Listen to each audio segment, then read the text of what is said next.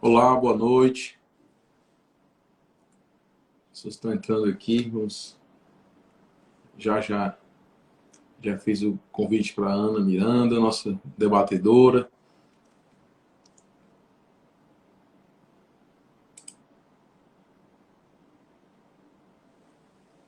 Deixa eu ver aqui.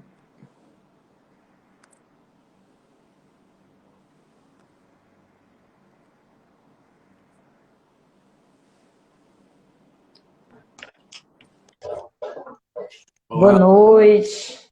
Tudo bem? Tudo bem. Ótimo. Boa noite, primeiramente. Mandar aqui o aviãozinho pro pessoal. Ótimo. Eu também estou aqui já às 19 horas. Vamos já preparando aqui, né, Ana? Isso. Para tratar dessa situação bem interessante e necessita, né, desses diálogos, essa união de força, né, nos darmos as mãos para podermos tentar garantir o que já foi conquistado, né? Não retroagir. Isso. E entender, porque é importante que a categoria ela tenha pleno conhecimento, né, tenha domínio, até para saber como ajudar mais, né? Sim. É importante esse tipo de diálogo, porque às vezes diz, me prometeram e cadê? Né? Mas é muito importante. Com certeza. Estamos com um minuto, né, do período que a gente combinou. Isso. Um pouquinho mais. Isso. Você quer iniciar com a fala de apresentação, ou me apresentar, esperar um pouco mais? Ou a gente já... Como é que você gostaria de já tratar? Bem, eu acho que a gente poderia já começar a dar as boas-vindas, né, a quem já entrou, né, e fazer o convite, que eles possam estar convidando outros profissionais para entrarem também, para que possam trazer as suas inquietudes, para que dentro da conversa possa também compreender os processos.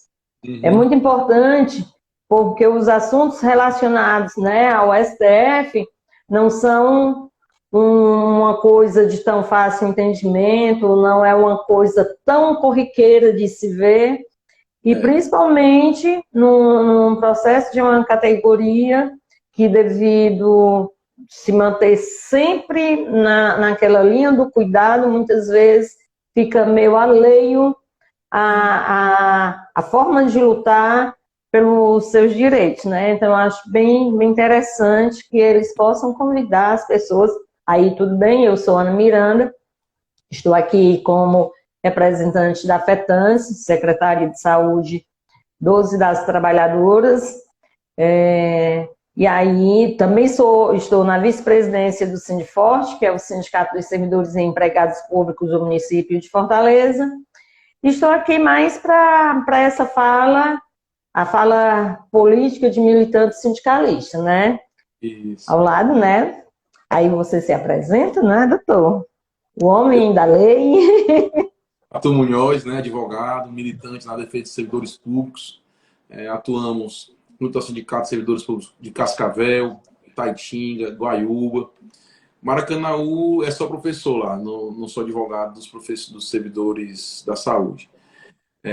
Atuo também no Sindicato de Beberibe, servidores públicos na saúde lá.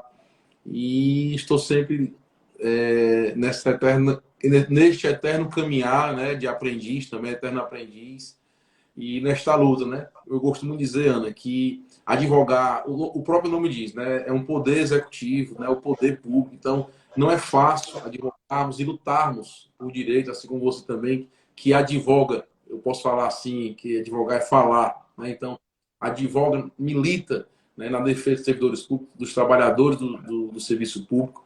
A gente sabe como é difícil, como é importante estarmos juntos, com esse intercâmbio de conhecimento, com esse intercâmbio de ideias para podermos avançarmos nos direitos dos trabalhadores. Luta de classe, a história explica, sempre mostrou, ela não existe sem luta, né? Não tem nada de graça, não tem nada caindo do céu para servidor nem para trabalhador. Pois é, a gente precisa historicizar um pouco, né, da história do PL 2564, né, que se originou no dia 12 de maio de 2020, quando o senador Fabiano Contarato deu entrada, e aí a gente já vê as dificuldades que eram, porque, a princípio, o piso, eu vou falar do piso para o enfermeiro. Isso. Ele seria 7.315, que aí manteria aquela proporcionalidade de 70% para técnicos e 50% para auxiliares e parteiros, né? Que foi uma luta muito grande, e ele vinha agregado à jornada de trabalho regulamentada em 30 horas, que é um sonho da enfermagem também, é uma luta histórica da enfermagem, e que durante o processo negocial, ainda no Senado, a gente viu que tinha uma dificuldade muito grande de tramitar, e além de ter... E aí tiveram que aparecer, né, vários atores, ali eu estou chamando de atores senadores, né, que pudessem tentar viabilizar, construir uma proposta que pudesse ser pautada, e quando chegou nesse valor de 4.750, e que continuava agregado às 30 horas, o senador, né, o Pacheco, ele disse que não colocaria em pauta... Pacheco. Rodrigo Pacheco disse que não colocaria em pauta as 30 horas, né? Então, foi uma outra coisa que ainda foi tentado passar uma emenda da senadora Lisiana, onde ela dizia, pois tá, tudo bem, não passa as 30 horas, mas vamos botar uma equivalência. Esses 4.750 será equivalente às 30 horas. E a emenda também não passou. Aí teve todo esse processo, e aí é a parte que realmente chega na sua parte. Por quê? Porque quando a gente viu a aprovação, né, caminhando para ser aprovado, para ser pautado na Câmara e ser aprovado, aí apareceu a preocupação com a constitucionalização do piso.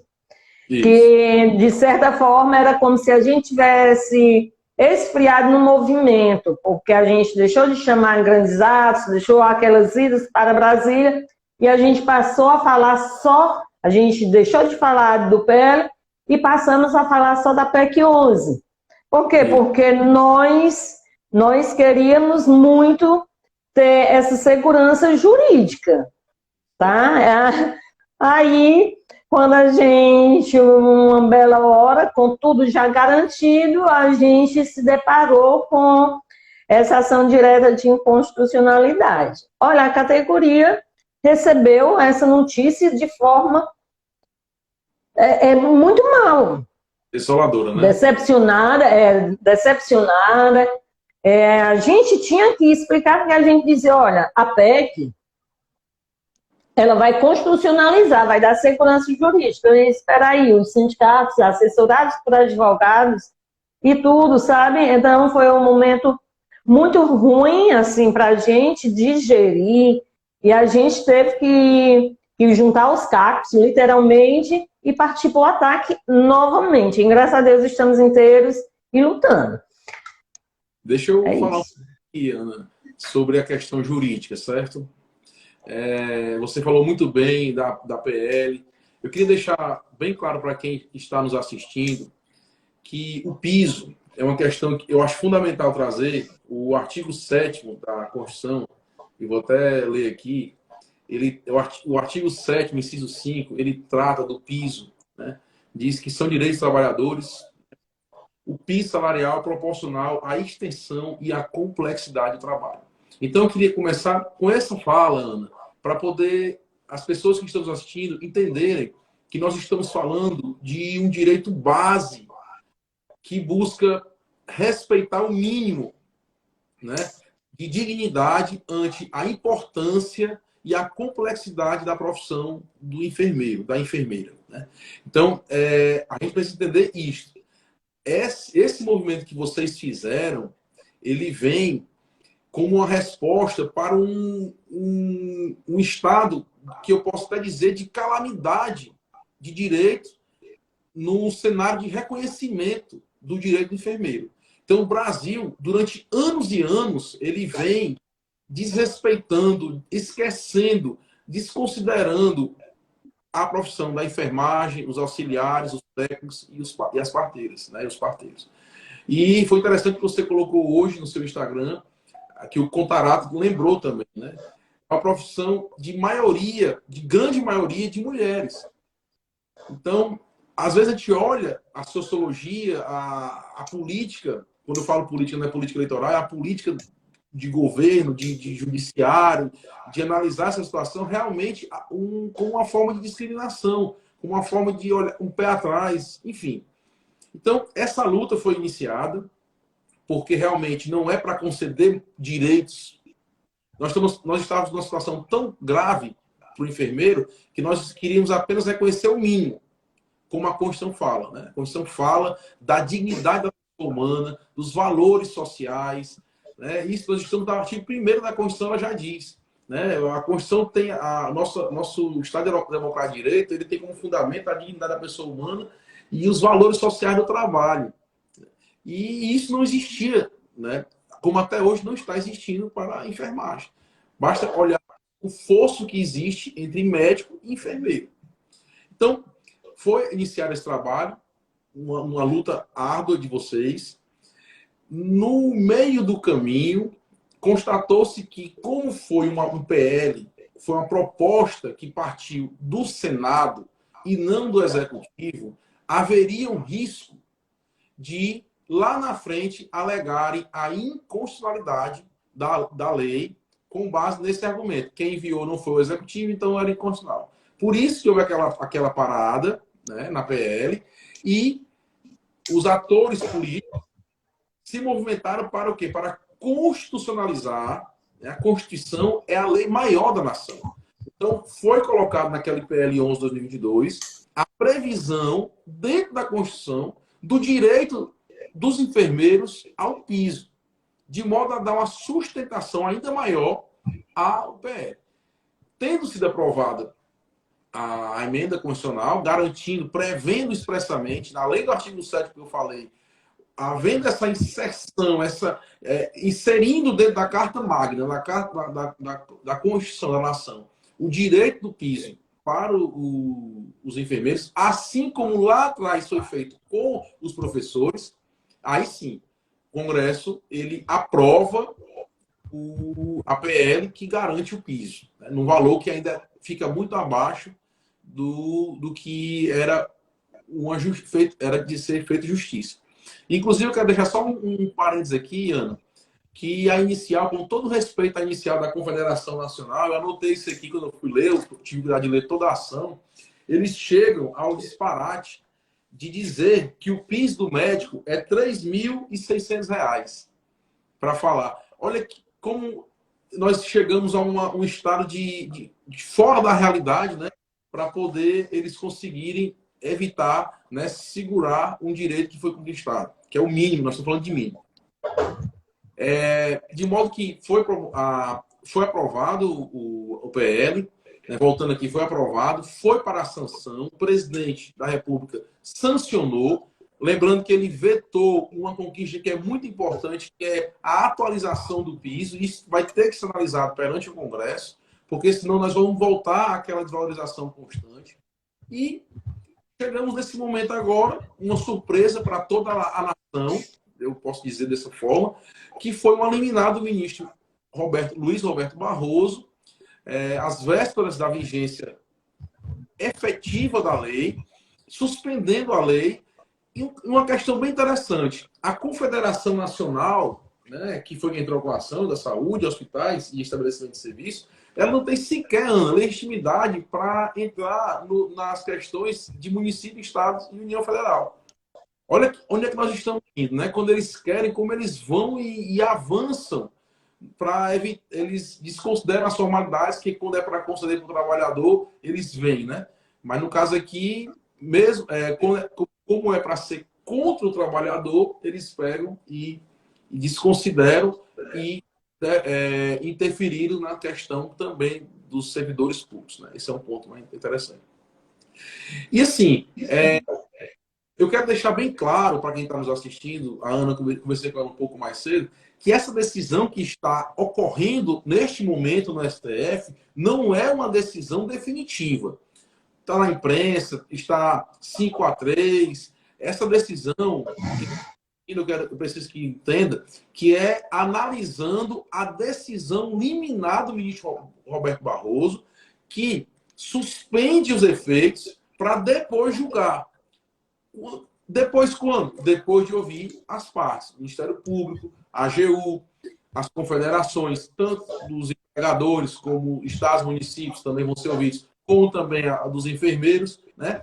Então, assim, eu quero deixar bem claro, é preciso que as pessoas entendam que essa decisão ela não é definitiva. É uma decisão que ela é precária, ela é provisória, né? E uma coisa, um ponto que eu queria destacar aqui, que o ministro ele deu a liminar no final de semana. E houve realmente uma mobilização muito grande na imprensa, nas ruas. E se nós prestarmos atenção no voto do ministro sexta-feira agora, passada, quando ele vem, ele vota no final de semana, suspende, ele coloca no plenário e ele vota mais uma vez para reforçar a posição dele. Ele já vem dizendo que o piso é importante. Então, isso é onde eu quero chegar. É preciso que nos atentemos que o STF ele é um tribunal que ele não é somente jurídico. Ele é um tribunal político. E os ministros, principalmente o Barroso, quem conhece a história dele enquanto ministro, ele se preocupa muito com a opinião pública. Então, a gente precisa, como você falou, Ana, fazer esse enfrentamento e essa pressão social e política junto ao STF. Isso é muito importante, porque vai ser levado em consideração quando no final do julgamento. Doutor Arthur, me permita aí, porque assim, eu realmente sou leiga, né? Mas eu procurei ler, eu li tanto a petição, como eu li também o voto, né, a decisão do ministro Barroso, tá? Eu não sei, e aí estamos aqui para aprender, né? É porque, assim, quando vai para o STF é um guardião da Constituição, tá? Na petição, eu não vi nenhum apontamento tá, feito pela Confederação de ferimento, né, de alegação de ferimento à Constituição. E nem no voto do ministro Barroso, eu vi também nenhuma indicação de dizer estou procedendo assim, porque eu visualizo que a Constituição foi ofendida aqui. Eu vi cifrões, eu vi preocupações com números. Então, eu gostaria que o senhor entrasse aí um pouquinho nesse mérito. Eu entendi errado? Nos explique aí, porque eu acredito que quem está nos ouvindo também tem essa indagação. Excelente, pronto. Ana, realmente, a maior preocupação, tanto na inicial como na decisão provisória, vou falar assim, provisória, para que as pessoas entendam, ela fala muito em riscos, né, através de um custo a maior que pode ocorrer, possíveis demissões. Então, realmente, como é que eu posso falar? Eles estão se apegando na questão financeira mesmo, um ponto que é mais contundente, tanto da inicial como do ministro Barroso. E assim, eu já te adianto que, embora não seja tão claro para você, mas ele traz lá que é o ponto X. São dois argumentos que eles estão levantando. O primeiro argumento é de que não houve uma iniciativa do executivo. Esse é um ponto. E o ministro Barroso ele já sinalizou isso lá, embora ele não fale de artigos, mas ele diz: olha, isso aqui vai ter que ser analisado depois. Por quê? Porque ele fala dessa questão, mas ele reconhece que tem a PEC. A emenda constitucional, a PEC número 11, que criou a emenda constitucional que inseriu na Constituição. E aí, Ana, é interessante porque vai ser discutido lá o seguinte: como já existe a PEC, eles querem agora fazer o quê? Que eles estão alegando, tanto na inicial como o Barroso já mencionou, que a PEC foi posterior à projeto de lei do contrato, então ela não poderia corrigir um erro que surgiu lá no início. Eu acho isso um absurdo, um argumento absurdo, porque a Constituição Federal, a PEC é um processo que reforma a Constituição, que é a lei maior.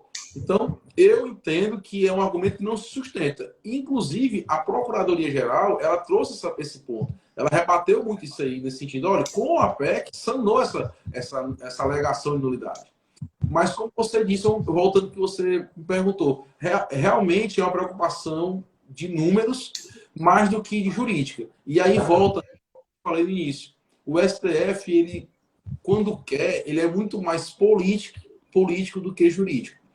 Eu quero trazer aqui uma informação para quem está nos assistindo, e eu não quero ser mal interpretado. Não estou aqui, Ana, colocando em questionamento o caráter e nem a honra do ministro, até porque eu não o conheço. Mas eu tive o cuidado de procurar aqui na minha biblioteca e eu achei esse livro aqui. Viu, Ana? Esse livro aqui, olha que interessante. E esse livro é do Gustavo Binnen-Bonjon. É um nome meio esquisito, é o Gustavo Binnen-Bonjon. E eu não sei se pronunciar, mas onde eu quero chegar? O parecer que está na inicial trata dessa questão que eu te falei, da iniciativa, do vice de iniciativa, se tá, se ele foi sanado ou não foi sanado com a emenda. O parecer que mantém esse vício é desse rapaz aqui. E sabe quem é esse rapaz? Esse rapaz ele foi estagiário, aluno e parceiro do ministro Barroso. Num livro aqui, quando ele traz no início aqui, no prefácio do livro, ele cita isso. Relação de parceria profissional. Então, assim, não estou dizendo que é questão de má fé. Até porque quando ele fez parecer, eu nem sabia que ia para o Barroso. Eu espero que não. Mas a gente tem que tomar cuidado com isso, porque ele tem um acesso direto com o Barroso que nós não temos. Nós precisamos fazer redobrar essa atenção. Quando eu li o parecer, quando eu vi o autor, que eu lembrei do livro que eu tinha, que eu fui lá no prefácio, está lá o Barroso falando dele. Então, assim, realmente é muito mais político do que jurídico. E aí, quando eles querem negar, eles inventam tudo, né? Tá me ouvindo? Sim. Doutor, eu quero fazer duas perguntas, tá? Dentro da sua fala. Primeiro, quando a gente... vou inventar um nome aqui, que ele não existe. Quando a gente diz que o STF também é júri político, né? Isso. Eu percebo que em função, que veja bem, foi um julgamento de um final de semana e iniciação de votação, tipo, bem rapidinha. Isso. Quando a gente começou a se mobilizar, eu visualizo, posso estar equivocada, que houve um desaceleramento nesta votação. Aí a pergunta é se existe realmente esse desenho em função do júri político. A outra é em relação à questão de um único pontozinho que ele bota como inconstitucionalidade. A partir da hora que há a sanção presidencial não houve um acordo, mesmo a matéria não tendo saído do executivo para o legislativo, não houve um aceite Isso. do executivo? Com Eu certeza. gostaria. Isso. Com certeza, viu? Inclusive, é mencionado pela PGR, eu lembro isso na semana, ele disse assim, olha, o piso ele é fruto de um pacto da nação, que envolveu trabalhadores, envolveu legislativo, envolveu o executivo quando sancionou. Então, não é possível que um ministro, com uma canetada, segure todo um pacto feito pela nação para a defesa de enfermeiros, técnicos, auxiliares e parteiros. Isso é um absurdo que foi feito. E assim, concordo com você. Só para você ter ideia de como eles têm poder, Ana. Outro ponto que eu achei um absurdo. O ministro ter levado no plenário virtual.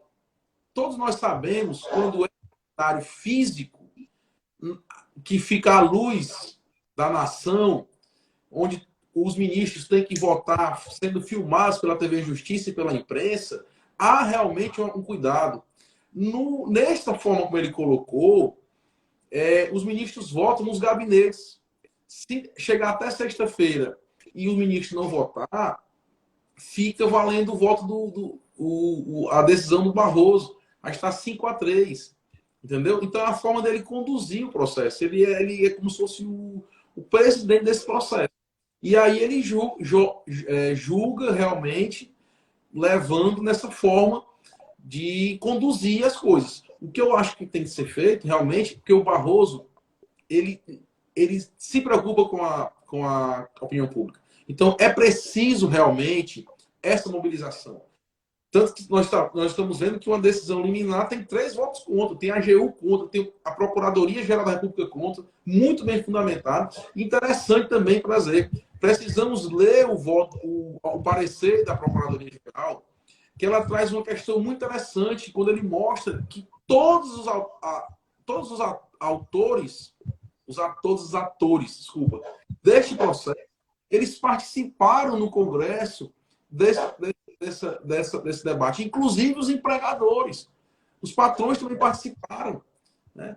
Então, não justifica esse argumento dele.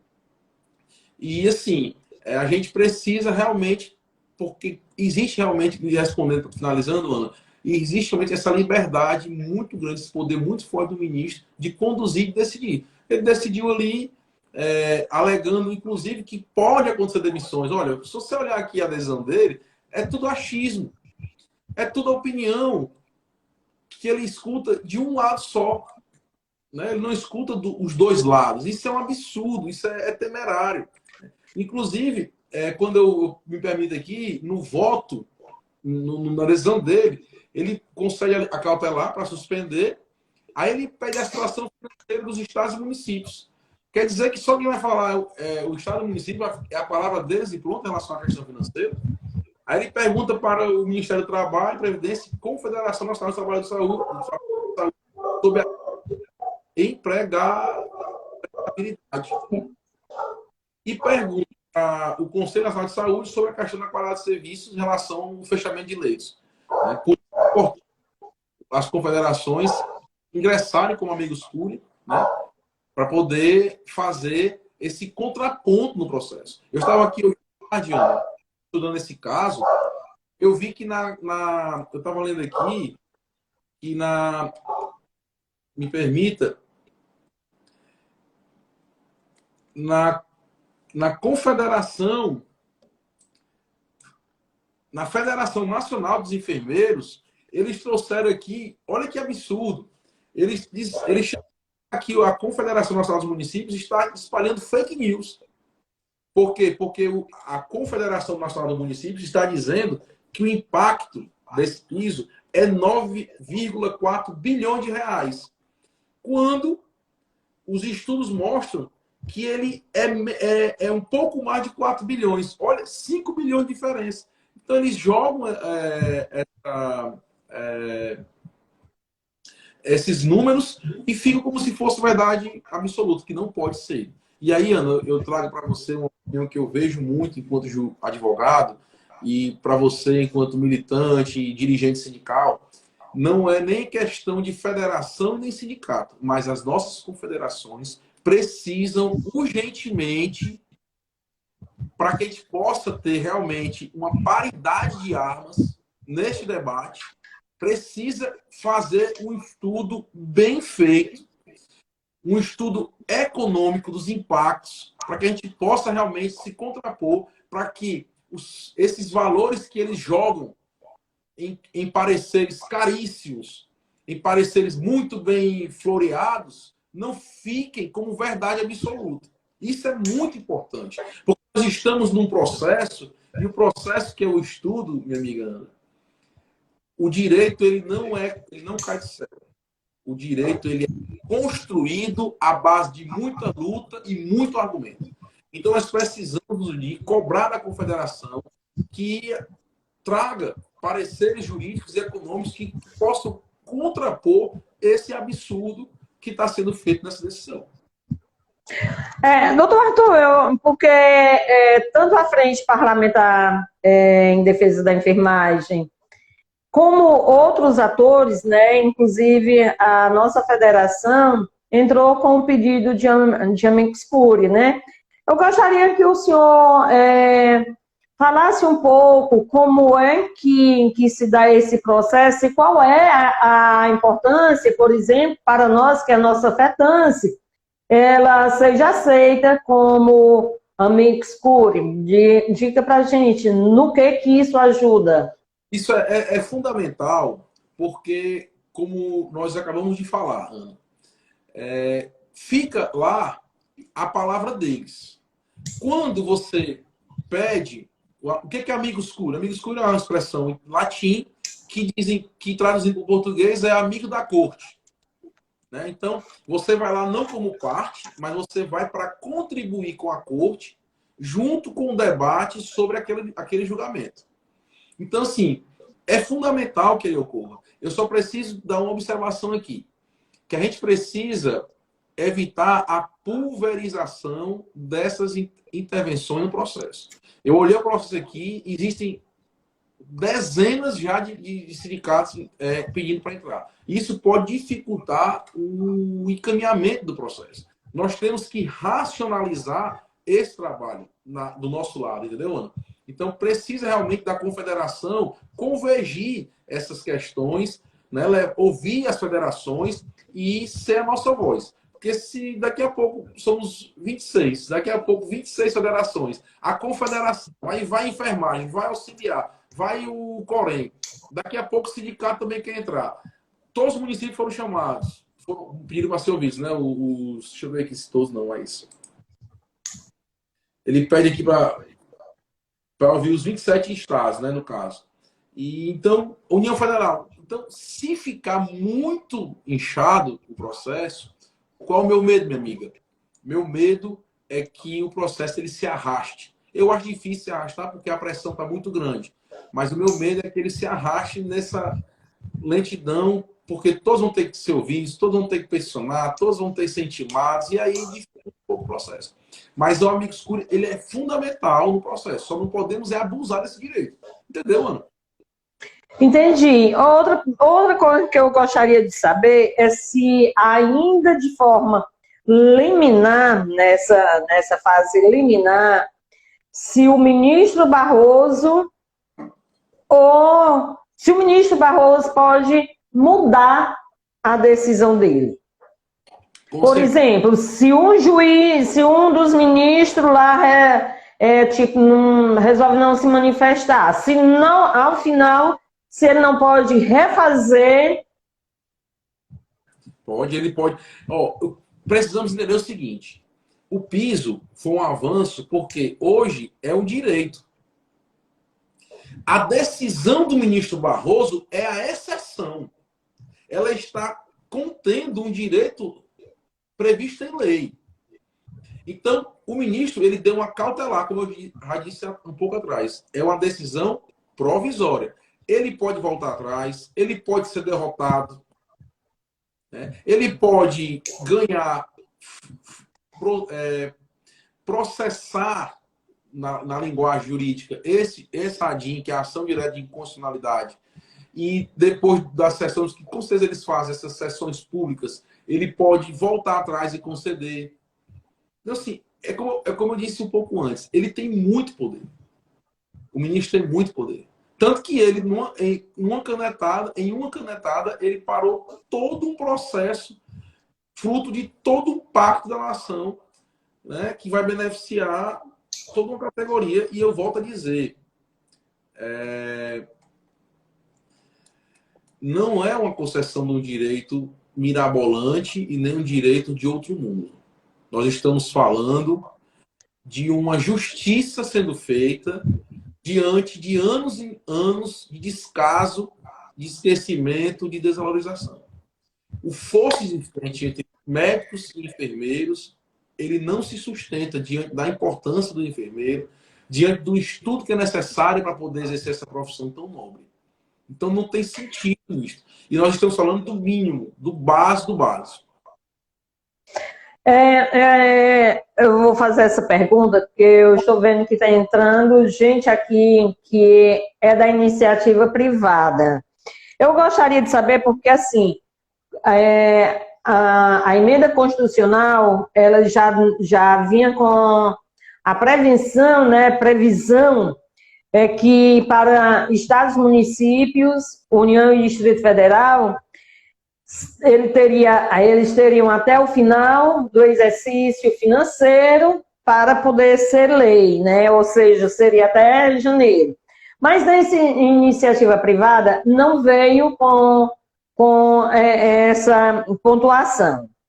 A lei foi sancionada no dia 4 de agosto, ou seja, a partir do dia 5 de agosto, esse profissional que ele é auxiliar ou técnico ou enfermeiro da iniciativa privada, ele já teria esse direito.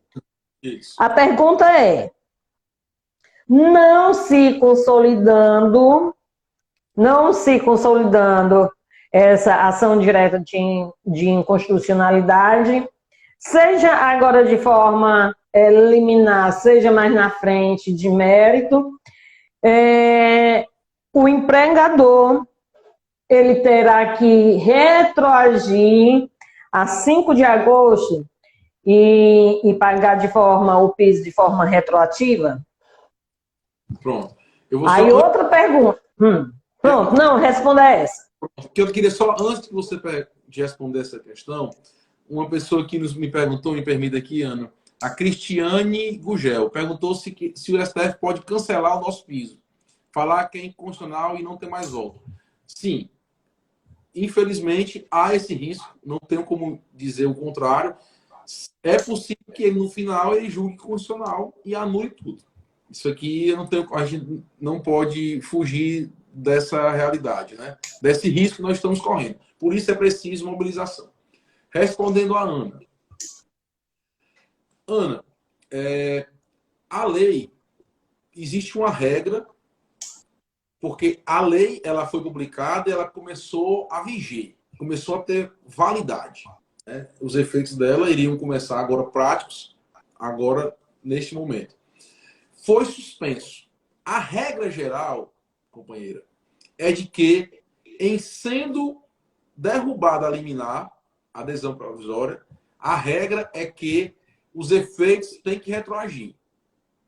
Porque existe uma lei já publicada, que tem validade, e a adesão liminar, que era precária, suspendeu, então ela tem que caiu, a lei volta a valer desde o início. Porém, volto naquela questão que eu te falei do excesso de poder de um ministro. Do posso tudo. Do posso tudo, né? Existe previsão legal que, com base na segurança jurídica, o ministro, não o ministro, mas a corte, em decisão qualificada, não pode ser minoria simples, tem que ser qualificada, ele pode, é o chamado modular os efeitos da lei. Então, há esse risco também, previsão legal existe, e o STF faz muito isso. Ele lá na frente, olha, que realmente a lei ela é constitucional, a regra seria voltar, retroagir para os efeitos valerem desde agora, mas eu vou evitar. Aí ele vota primeiro a constitucionalidade ou não, o mérito, e depois o plenário analisa se o ministro, e qualquer um desses analisa se eles modulam ou não os efeitos da lei. É possível isso, sim. Infelizmente, é. Então, assim, com base numa segurança jurídica, eles fazem isso, e na realidade traz o quê? Uma insegurança jurídica para o cidadão, que tem uma lei, que é um pacto da nação, envolvendo todos os entes, né, executivo, legislativo, né, empregados, patrões, e é possível que no futuro haja essa modulação, sim, trazendo uma insegurança para nós trabalhadores, para os servidores. Pronto, outra coisa. Primeiro, Cris Pugel, minha amiga, abraço. Tô gostando de ver, dia 16 vamos mobilizar, tá vendo aí? Pode perder, tá? Então, mobilizar mais. Dia 16 tem que ser fogo no pavio. Outra pergunta. Alguns municípios e também alguns hospitais da iniciativa privada já uns sinalizaram, outros mandaram já lei para a Câmara Municipal, já com piso, tudo direitinho. E alguns hospitais privados, inclusive teve um que aqui em Fortaleza, né, que botou uma placa, o primeiro hospital a cumprir o piso da enfermagem. Uhum. Se confirmando, né, que aí não seria só a liminar, seria a revogação da lei, né, realmente. Esses municípios, essas pessoas, né, municípios, entidades privadas, que já se conformaram, né, com aquela lei, podem retroagir? Dizer, olha, eu não vou mais te pagar isso não, Arthur. Os teus 4.650 caiu, vou voltar para te pagar só os 2.000. Se o município, ele publica, passa pela Câmara uma lei garantindo aquele valor do piso para os enfermeiros, aquele direito, diante da nós vivemos no Estado federativo. Municípios e estados, eles são... Então, se aquele direito é conhecido pelo município através de lei municipal, no momento que ela é publicada, ela torna-se, ela entra no patrimônio jurídico do servidor, do enfermeiro, né? Então, neste momento, o fato de futuramente o piso nacional ser revogado, ele não tira o direito do enfermeiro que teve lei no seu respectivo município de receber o piso. Ele não pode. Até porque existe outro artigo da Constituição Federal, artigo 37, 10 ou é 15, acho que é o 10, que proíbe decesso remuneratório. Eu tenho uma decisão do STF que uma lei ela ficou em vigor, Ana, um dia. Aí o governador do estado de Goiás ele revogou no outro dia. Foi para o STF e o STF disse, naquele momento aquela lei ela entrou no patrimônio jurídico do servidor, não pode voltar mais atrás.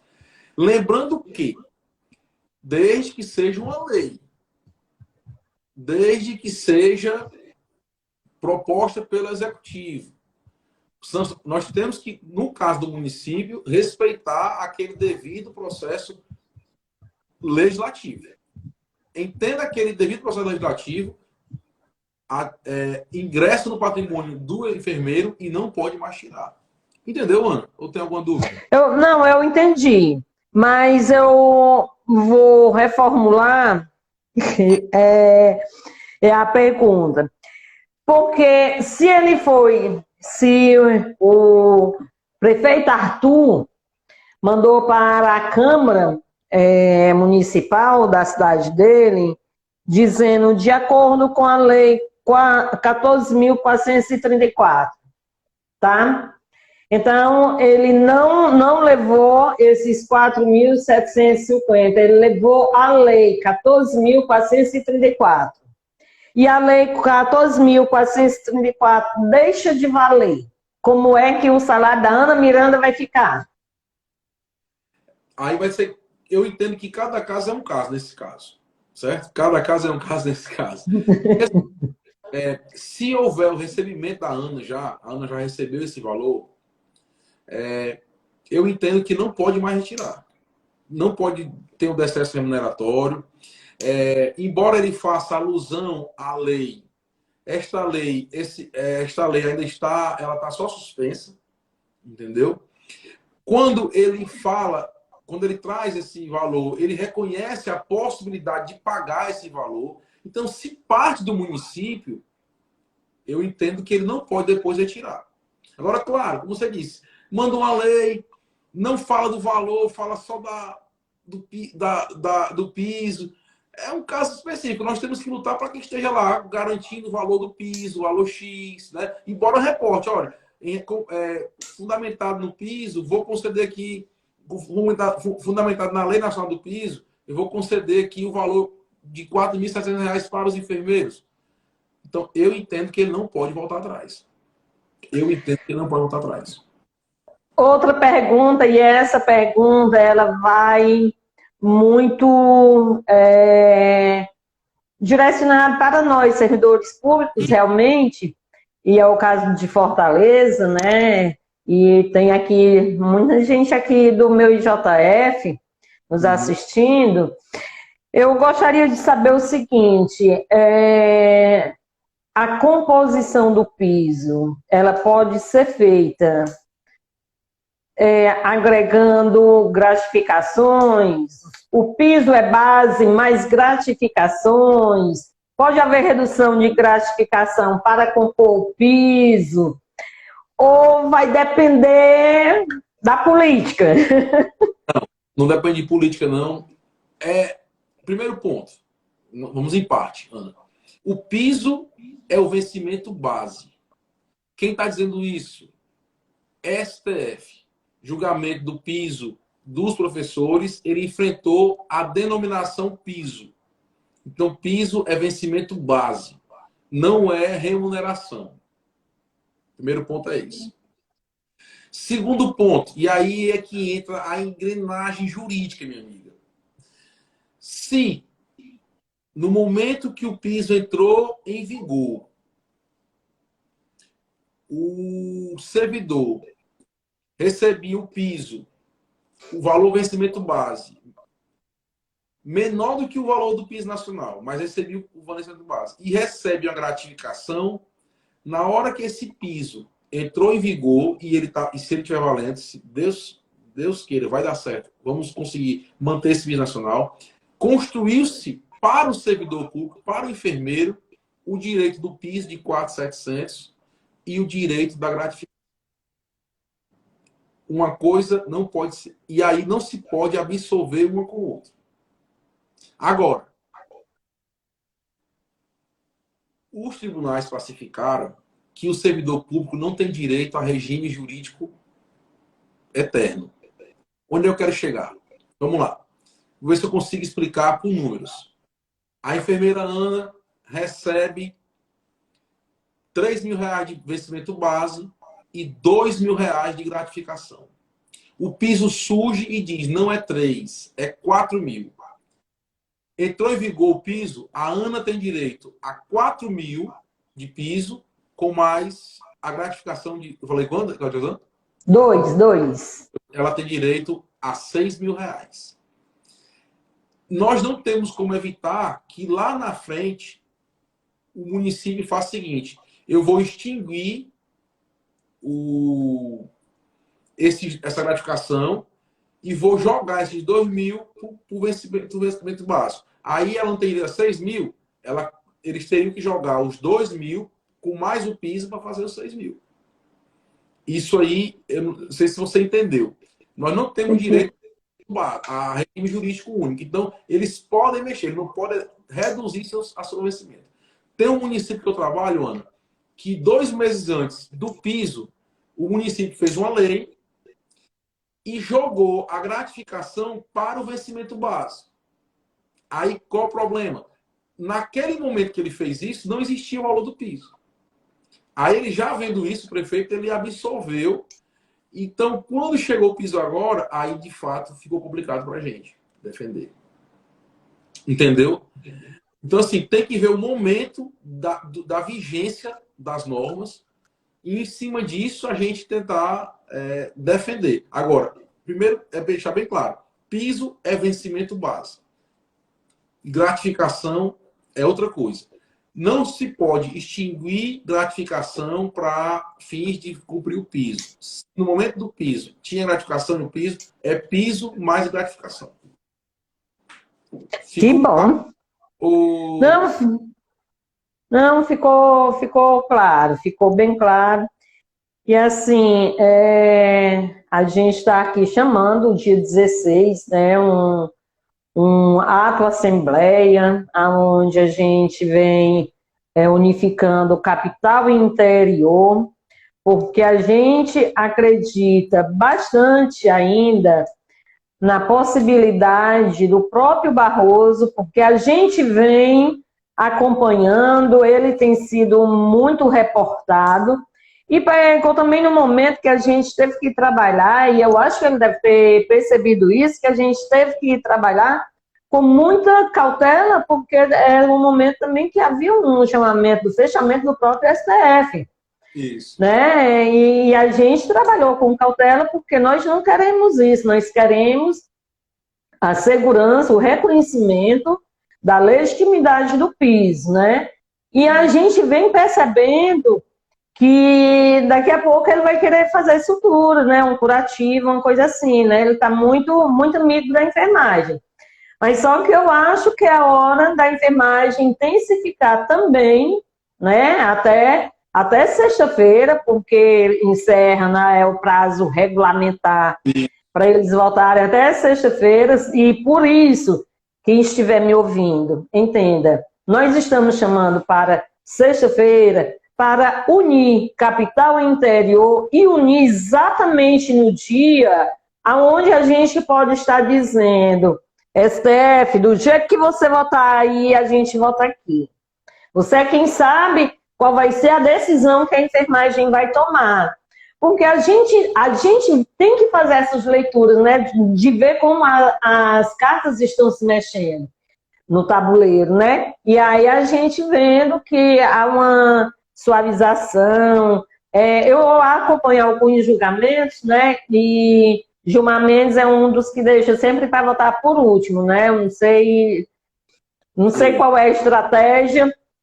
E ele ainda não votou. Só que nós já estamos com 5 votos contra.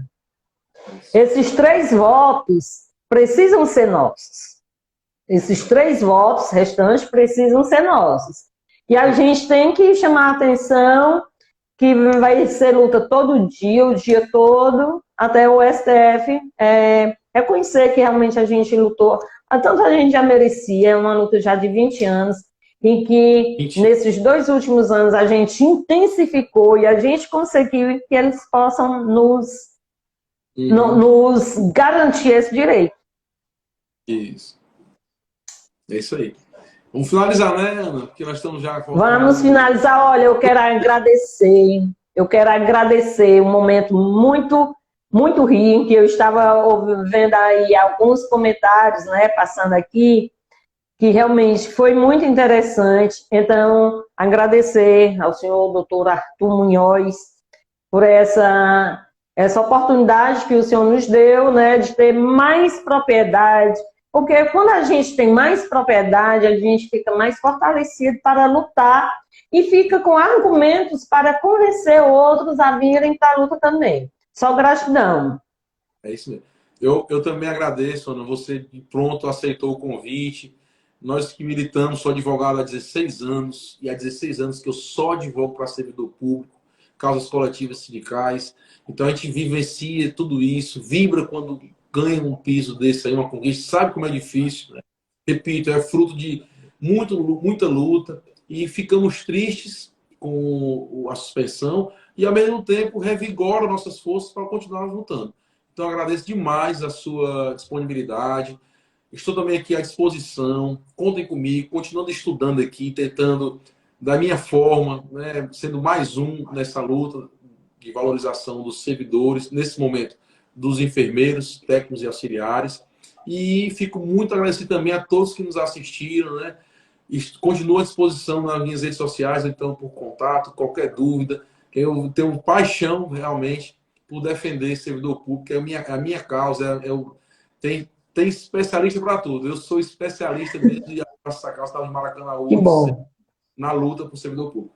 Então, conte conosco. Muito obrigado mais uma vez, Ana.